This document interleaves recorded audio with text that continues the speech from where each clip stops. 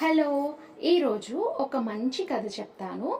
కథ పేరు నక్క మరియు ముళ్ళపొద.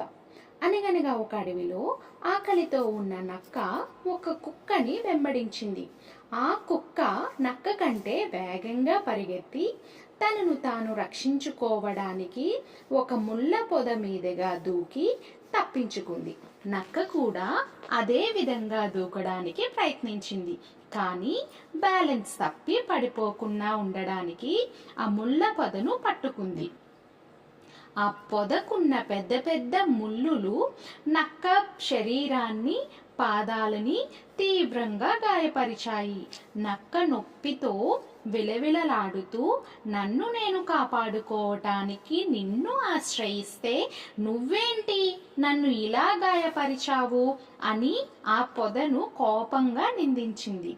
అప్పుడు ఆ ముళ్ళ పొద నక్కతో నవ్వుతూ ఇలా అంది, మిత్రమా, నా స్వభావమే ఇతరులను గాయపరచడం.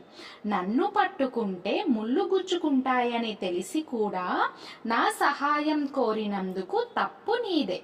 ఈ కథలో నీతి ఏంటంటే, కష్టకాలంలో సహాయం కోసం ఎదుటి వారిని ఆశ్రయించే ముందు వారి స్వభావాన్ని ముందుగానే తెలుసుకోవాలి.